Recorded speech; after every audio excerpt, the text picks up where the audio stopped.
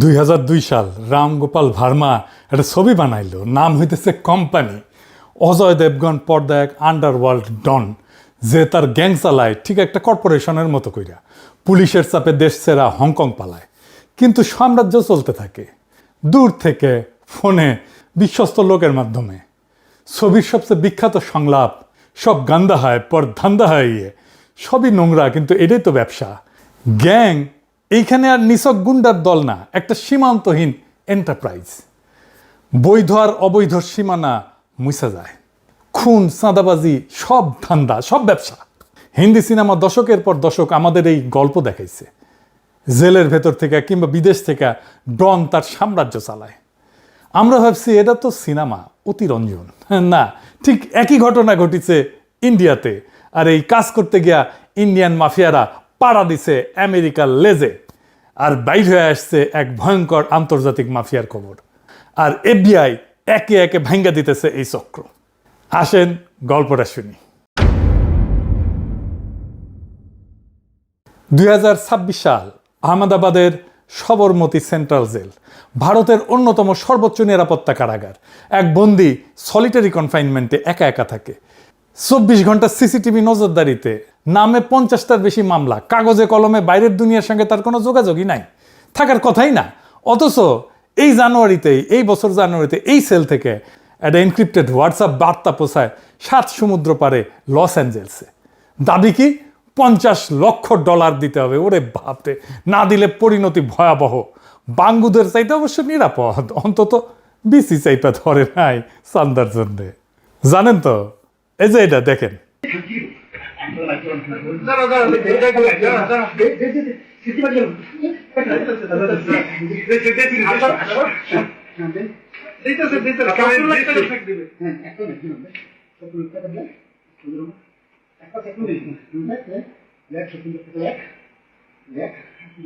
এবার ভুক্তভোগীর বক্তব্য শোনেন।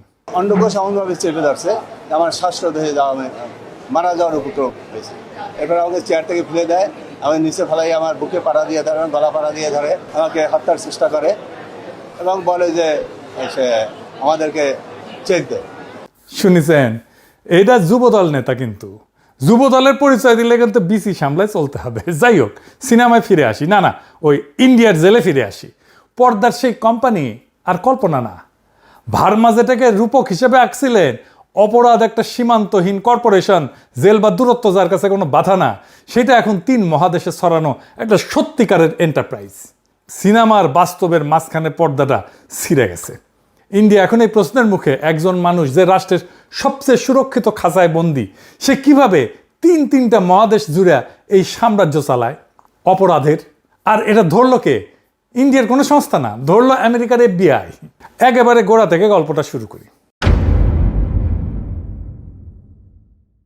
7 জুলাই 2026 সুদূর আমেরিকার লস অ্যাঞ্জেলস শহরে সেদিন একটা সংবাদ সম্মেলন ডাকলো মার্কিন বিচার বিভাগ, যাকে ইংরেজিতে বলে ডিপার্টমেন্ট অফ জাস্টিস। আপনারা জানেন, মানে আমাদের দেশের আইন মন্ত্রণালয় আর অ্যাটর্নি জেনারেলের দপ্তর মিলায় যা অনেকটা সেরকম জিনিস আর কি। তারা ঘোষণা দিল একটা বিশাল অভিযানের নাম তারা রাখছে অপারেশন হার্ড বল। কেন? কারণ মার্কিন আদালতে 3টা আলাদা অভিযোগপত্র জমা পড়ছে। ইংরেজির যাকে কয় ইনডেক্টমেন্ট, ইংরেজি যেহেতু কয়েছে ঠিকই কয়েছে, তাই না? তো এমন 3টা অভিযোগপত্রের নাম উঠছে মোট 37 জনের। আর তাদের মধ্যে 24 জনকে ইতিমধ্যে গ্রেপ্তার করা হয়েছে। কেউ আমেরিকায়, কেউ কানাডায়, একজন সুদূর স্পেনে। আর কি উদ্ধার হয়েছে জানেন? প্রায় 1000 কেজি কোকেন, 1 কেজি হেরোইন, 12টা আগ্নেয়াস্ত্র আর নগদ $40,000। এখন নিশ্চয়ই বুঝতে পারতেছেন, এটা কোনো সিসকে চোর বাটপাড়ের দল না। এই অভিযানের নিশানা কারা? মার্কিন কর্তৃপক্ষ বলছে 3টা সংঘবদ্ধ অপরাধী চক্র, যাদের শিকড় ইন্ডিয়ায়, ভারতে। তো এই 3টা চক্র কারা? 1 নাম্বার আর সবচেয়ে বড় নাম হইতেছে লরেন্স বিষ্ণই সিন্ডিকেট। হ্যাঁ, ইংরেজি নাম আর কি। 2 number Jaggu Bhagwanpuria gang. 3 number Rabindra Singh Dhanna নামে একটা মাদক পাচারের নেটওয়ার্ক। আর এই পুরা অভিযোগপত্রের সবচেয়ে ভয়ঙ্কর অভিযোগটা কি জানেন?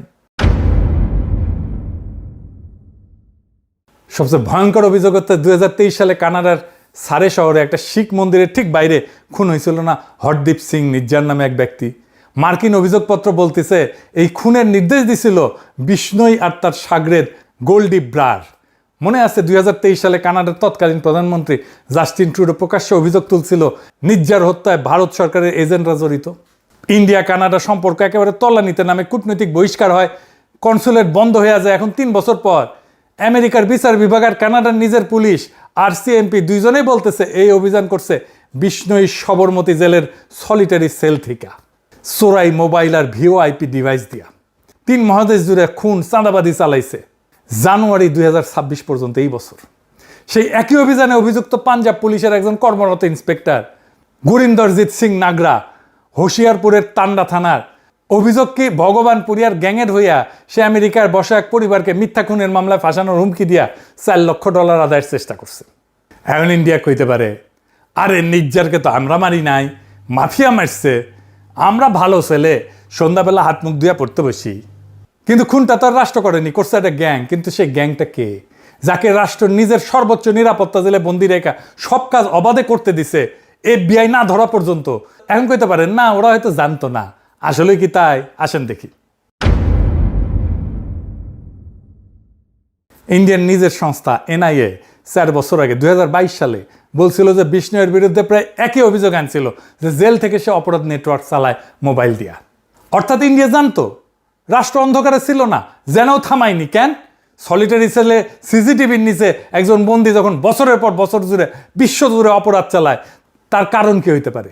তার কারণ একটাই হইতে পারে, রাষ্ট্র সেটা সুবিধা পায়। গোয়েন্দা সংস্থা অনেক সময় এইভাবে ক্রিমিনাল গ্যাংকে কাজে লাগায়। কানাডা কখনো বলেনি যে ইন্ডিয়ার গোয়েন্দারা নিজেরা এসে গুলি করছে।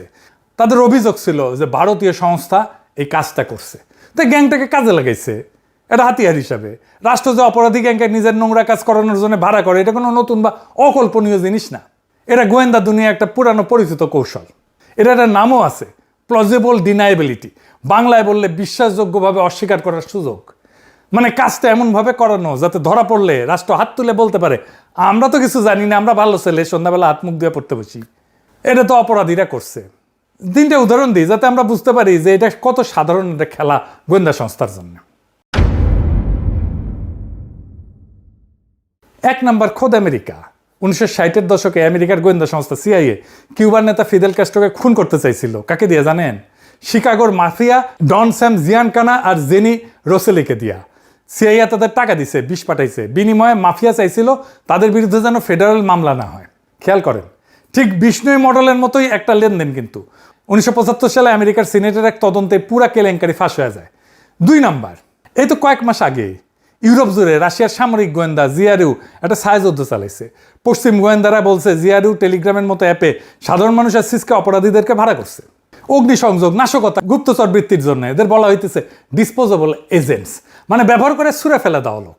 ভিলনিউসে একটা আইকিয়ার দোকানে আগুন, ওয়ারসাতে 1000 দোকানের একটা শপিং মলে আগুন, দুটাই এই ভাড়াটা লোকদের দিয়ে করানো। 10,000 ইউরোর লোভ দেখায়। ব্রিটেনের গোয়েন্দা প্রধান একে বলছেন একটা বেপরোয়া নাশকতা অভিযান। আর 3 নাম্বার উদাহরণটা আমাদের এই অঞ্চলে। ইন্ডিয়া অভিযোগ হইলেছে যে পাকিস্তানের গোয়েন্দা সংস্থা ISI বহু বছর ধরে আন্ডারওয়ার্ল্ড ডন দাউদ ইব্রাহিমের অপরাধ সাম্রাজ্যকে নিজেদের হাতিয়ার হিসেবে ব্যবহার করতেছে। 1993 সালে মুম্বাই বিস্ফোরণ সহ নানা কাজে ইন্ডিয়া নিজেই অন্যদের দোষ দেয় ক্রিমিনাল গ্যাংকে কাজে লাগানোর। দাউদ ইব্রাহিম তো পাকিস্তান থাকেও না, কিন্তু বিষ্ণুই তো ইন্ডিয়ার জেলে থাকে। ইন্ডিয়া জানেও সে অপরাধমূলক কাজ করে জেলে থেকে, ইন্ডিয়া তাকে কাজ করতে দেয়। কিন্তু নির্জারকে যখন মারে এই বিষ্ণুই, তখন হাত ঝেড়ে বলে আমি কিছু করি না, আমি ভালো ছেলে, আমি সন্ধ্যাবেলা হাত মুখ দিয়ে পড়তে বসি। মজাই মজা। আরও একটা নির্মম ঘটনা আছে এই গল্পে। মার্কিন প্রসিকিউটররা অভিযোগ করছে যে এই গ্যাং পাঞ্জাবের দরিদ্রতম এলাকা থেকে নাবালকদের নিয়োগ করত। কেন নাবালক? কারণ সহিংস অপরাধে ধরা পড়লে তাদের আইনি সাজা কম হবে। টাকা, খ্যাতি আর সুরক্ষার লোভ দেখায় টেনে আনা হয়তো এই বাচ্চাদেরকে, তারপর সামান্য পারিশ্রমিক দিয়ে ব্যবহার করা হতো। এটা নিছক গ্যাংস্টার গল্প না, এটা প্রান্তিক জনগোষ্ঠীর তরুণদেরকে একটা অর্গানাইজ শোষণ। যে নাবালকদের রাষ্ট্রের সুরক্ষা এবং সুযোগ পাওয়ার কথা ছিল, তারাই হয়ে ওঠে আন্তর্জাতিক অপরাধ অর্থনীতির সবচেয়ে সস্তা, সবচেয়ে খরচযোগ্য কাঁচামাল। মনে আছে শুরুতে কোম্পানির সেই সংলাপ, সব গান্দা হয় পর ধান্দা হয় ইয়ে। এইখানে সেই রূপকটা তার আসল একটা নিষ্ঠুর অর্থ পায়। একটা সীমান্তহীন এন্টারপ্রাইজের অঞ্চলভিত্তিক ম্যানেজার, মুনাফার ভাগাভাগি, সস্তা শ্রমের সাপ্লাই চেন। শুধু এই কর্পোরেশনের পণ্য হইল সহিংসতা, আর কাঁচামাল পাঞ্জাবের গরিব ঘরের কিশোরেরা। বাংলাদেশের কিশোর গ্যাংয়ের কনসেপ্ট আসছে এইখান থেকে। ইন্ডিয়া থেকে সব ক্রিমিনাল কনসেপ্ট আসে বাংলাদেশে পাচার করে। এই যে ডায়াগনস্টিক সেন্টার থেকে যে ডাক্তারদের কমিশন দেওয়ার সিস্টেম, এটা ইন্ডিয়া থেকে আসছে। ফার্মাসিউটিক্যাল কোম্পানির ডাক্তারদের মাসোহারা দেওয়া, প্রেসক্রিপশন লেখার বিনিময়ে, প্রোডাক্ট লেখার বিনিময়ে, এই সিস্টেম ইন্ডিয়া থেকে আসছে। এই কিশোর গ্যাংয়ের কনসেপ্টও আসছে ইন্ডিয়া থেকে। আর এই সিন্ডিকেট আজকে ছড়ায় আছে Canada, America, Britain, Europe, Australia, New Zealand পর্যন্ত। এদের সদস্য সংখ্যা কত জানেন? 7 থেকে 800। এই 2026-এ পর্তুগালে ইন্ডিয়ান নাগরিকের উপর গুলিবর্ষণের দায় স্বীকার করছে এই গ্যাং। আন্তর্জাতিক বিশ্লেষকরা বলছে এই প্রথমবার একটা ভারতীয় সংগঠিত অপরাধ চক্রকে পশ্চিমা সরকারগুলো নিছক অপরাধ না, একটা ট্রান্সন্যাশনাল নিরাপত্তা হুমকি হিসাবে দেখতেছে। ইন্ডিয়ান সংগঠিত অপরাধ এখন আর শুধু ইন্ডিয়ান আভ্যন্তরীণ সমস্যা না, এটা একটা বৈশ্বিক সমস্যা। আর এই বৈষ্ণই ভগবানপুরিয়া, ধান্দা, নাগরা, গোলডিব্রার, এই যে গোটা ট্রান্সন্যাশনাল অপরাধ সাম্রাজ্য যা 3 মহাদেশে খুন, চাঁদাবাজি, মাদক চালায়, এদের দিকে একবার তাকান। এদের মধ্যে একজনও কি মুসলমান? একজনও কি ইসলামী জঙ্গি? না, এরা কেউ শিখ, কেউ হিন্দু। কিন্তু এই ভারত রাষ্ট্র সারা দিন রাত সন্ত্রাসবাদ, জঙ্গিবাদ বলে চিৎকার করে, যে রাষ্ট্র বরাবর একটা নির্দিষ্ট সম্প্রদায় মুসলমানদের ঘাড়ে জঙ্গিবাদের অপবাদ চাপায়, প্রতিবেশী দেশকে সন্ত্রাসের আতুরঘর বলে ভিলিফাই করে, সে একই রাষ্ট্রের প্রাতিষ্ঠানিক কাঠামোর ভেতরে বৈশা একটা বিশাল অপরাধ চক্র গোটা আন্তর্জাতিক অপরাধ পরিচালনা করতেছে জেলের সেলের মধ্যে থেকে, পুলিশ অফিসারের যোগ সাজসে। তাইলে প্রশ্নটা এই, যে দেশের নিজের ঘরের ভেতরে এই অবস্থা, যে দেশ নিজের সবচেয়ে সুরক্ষিত জেলটা পর্যন্ত সামলাইতে পারে না, সেই দেশের কি অন্য দেশের দিকে আঙ্গুল তুলিয়া জঙ্গিবাদ নিয়েও তোলা হওয়া সাজে? তার নৈতিক অধিকার আসে কোথায় থেকে? আসবে নৈতিক অধিকার? যে রাষ্ট্র জঙ্গিবাদের ভয়কে একটা রাজনৈতিক হাতিয়ার বানায়, একটা সম্প্রদায়কে কোণঠাসা করার অস্ত্র বানায়, তার নিজের মাটিতেই যখন একটা দানব বাইরে ওঠে আর সেটা ধরাই দিতে হয় বিদেশি সংস্থাকে, তখন সেই ভয় উৎপাদনের রাজনীতি আর জঙ্গিবাদের গল্প বেচার রাজনীতিটা কতটা নৈতিক? প্রশ্ন করুক ইন্ডিয়ানরা নিজেদেরকে।